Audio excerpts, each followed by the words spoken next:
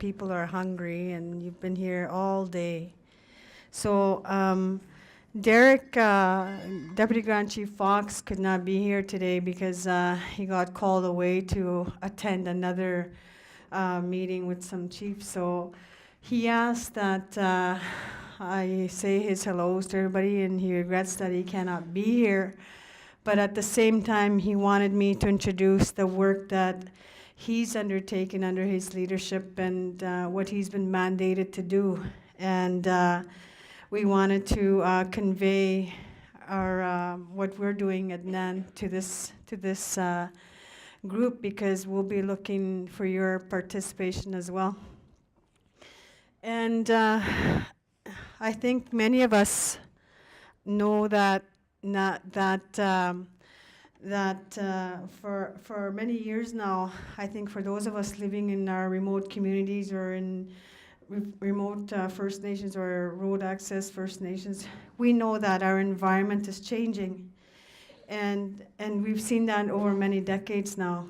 And we can clearly see this environmental change with the shortened winter roads, with the differences in fur-bearing animals and increases of severe weather, like you see the floods to the east, and but you also see thunderstorms in winter now, which is really, really, we haven't seen anything like that before.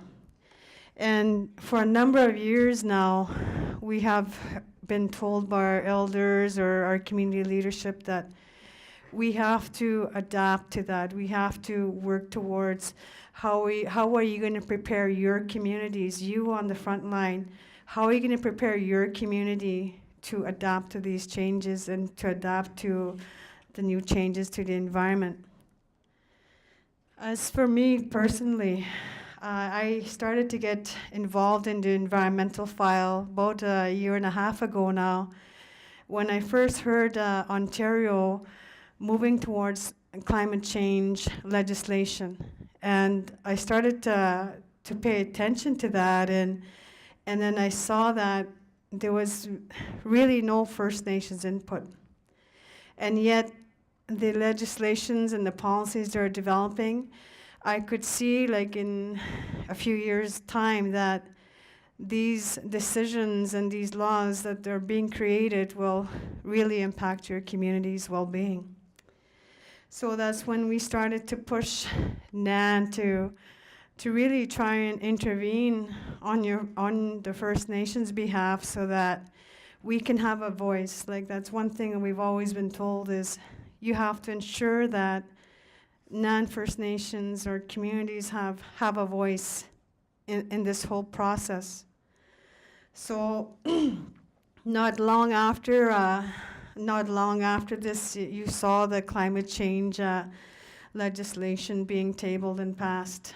So that's when I really started to pay attention and try to work with communities and helping communities understand the implications of these legislations.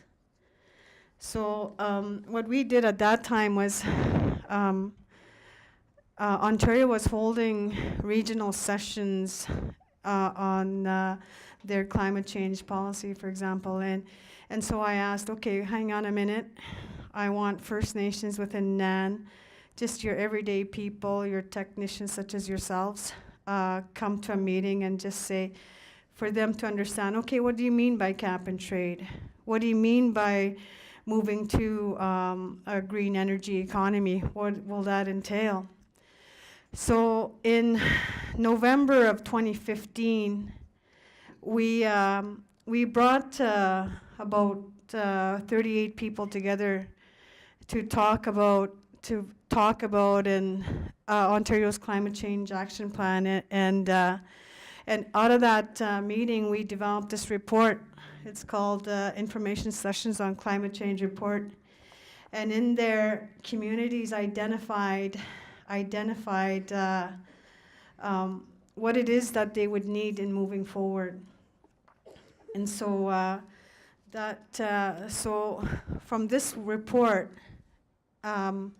I ended up leaving NAN shortly after that for a while, and then I recently came back in this spring, and then that's when we got asked to go and present at the Chiefs Assembly, and this is what Derek wanted to present to you. Is he received a mandate to develop a strategy on environment, climate change, energy, and economic development, which is what you see on the screen, is to develop a framework, a regional framework to address these three sectors.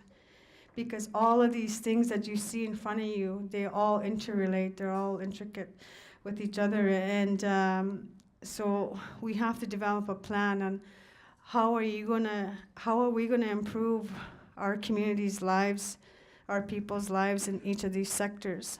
So that's what my boss, Derek, wanted to introduce to you. So NAN's triple E role, as I stated before, Ontario has set out a climate change action plan. And from that action plan, they're committed to working with First Nations. And we have to ensure that the government's policy is inclusive of the needs of NAN First Nations. And not only that, we have to ensure that the resources from government on climate change policy are shared with NAN First Nations. Like, for you to be able to develop and plan for your communities on addressing all these impacts, you need the funds and the resources and the capacity to help you get there. Anyway, NAN's energy is also impacted, and energy is identified as a key component in Ontario's climate change action plan as well. Ontario's 2016 long-term energy plan is under review and will start this fall. And you have a lady here named Tabitha at the back there that's helping do this work. So you can talk to her about that too. And so what we're going to do when we start implementing this is we want to develop a Chiefs energy triple E table that will look at all of these three sectors. Climate change action plan and a long-term energy plan will both impact economic development. Both of these legislations moving forward will impact how you develop your community. It will impact your community's infrastructure, such as energy. We need to ensure again that ensure resources flow to NAN First Nations to develop capacity and address the issues and take advantage of the opportunities coming forward in these plans. And we must ensure that all First Nations have the opportunity and benefit and to be able to participate in these plans. NAN's triple E role. We must ensure that NAN's role in this whole process is to ensure that First Nations needs are addressed in programs and policies, and they're reflected in them. And again, one of our biggest pushes right now is to have resources flow to communities to be able to plan, such as to adapt to their planning to the upcoming changes, and to ensure that ongoing communication takes place as we work towards our own community development and how we can address these our community needs.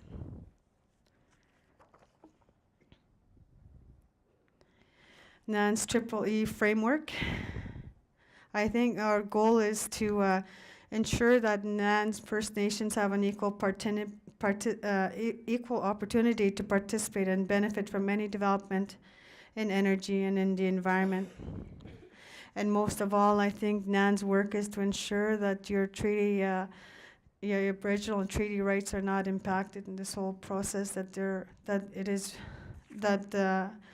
We make sure that this is the foundation in which our policies are built on. NAN in government. NAN, on behalf of its member First Nations, must establish meaningful mechanisms to actively participate in these three sectors and to shape our community's future, to ensure again that our resources flow to First Nations communities. But you know, to implement this Triple E strategy and to develop the framework, ultimately NAN cannot do it alone, just from our office and sitting there day to day. We really need the community's help and the chief's help. Like, we can't do it by ourselves. So this is why in August of 2016, this year, at the NAN Chiefs Assembly, the chiefs directed us to develop a Chiefs Triple E table to guide this whole framework that we're developing. But on top of that, we're looking to develop capacity and training at the community level, where we want to hire individuals or enhance somebody's salary locally to help us shape this framework. But at the same time, we want to train that person to become knowledgeable in climate change and in energy and future economic development projects, so that people don't feel overwhelmed when coming to deal with government officials or planning for their community's future. So I guess that was one of our main goals coming to you here today, is that Deputy Grand Chief Fox and his team will be visiting communities and going north in the next few months, and but at the same time is to look for those individual champions in local communities, so that we can, like I said, we want to hire, we want to be able to train, and we want to be able to help First Nations understand the material and the language that's coming forward with them in both of these policies in energy and climate change and the climate change action plan. So if you're interested in spearheading these environmental initiatives at your community, or know of an individual that I can work with to help develop this capacity on the ground, then by all means, I'm here, not today, but I'll be here all day Thursday, and you can let me know if you're interested in working with us, or if you have any concerns, you know, by all means, you can talk to me and let me know, and I'll convey them to my boss. Amishe, miigach gan satoshik. Thank you for listening to me. Miigach.